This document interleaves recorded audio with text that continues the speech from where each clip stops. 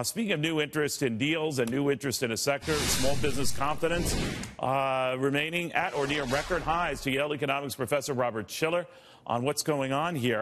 I assume much more than deals. Robert, maybe you can update me on what the small business sector is seeing. Is this in response to the tax cuts and just that wind at their back, or what?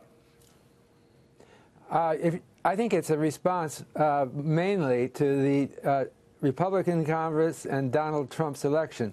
You'll note that the National Federation of Independent Businesses Small Business Confidence Index jumped up a lot right after Trump's election.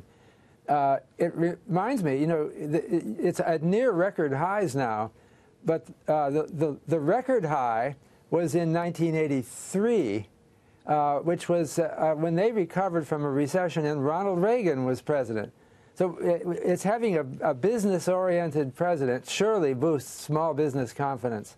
I'm way too young to remember any of that, Robert, as you might suspect. But in all seriousness, Robert, it is an interesting development. Who is leading whom? I mean, are the big guys leading the little guys leading the big guys?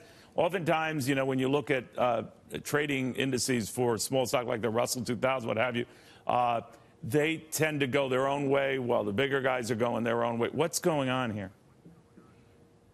Well, Donald J. Trump isn't exactly a small businessman, but maybe he started out that way, or maybe his father started out that way.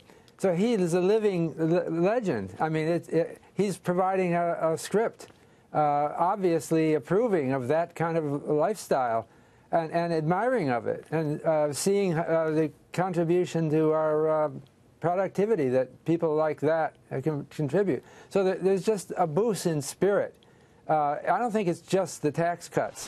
I think it goes beyond that. Yeah, you don't start filling up your showroom or hiring more people at your corner store unless you're confident the environment will sustain it. And we've certainly seen that in that area in a lot of local hirings and the like. How real is this? In other words, how long do you suspect this goes? Because it's fighting the wind at their faces here of higher interest rates and all of that. Yeah, it's hard to know where it goes. I was reading the NFIB report, and it turns out that people who are optimistic are not worried about interest rates. They don't tend to mention them at all. So I think that the Fed is really a sideshow here, assuming they behave responsibly, which it seems like they are. So yeah, it is just some sense of our time is here.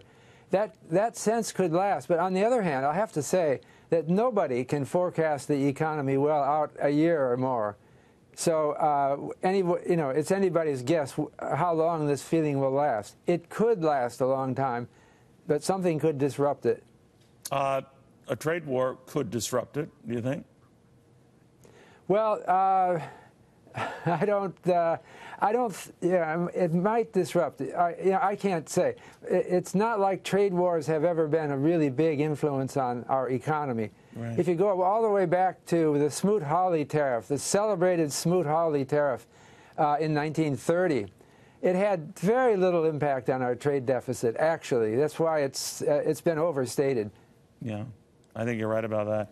Robert, thank you very much. Good seeing you again. My pleasure. Robert Shiller.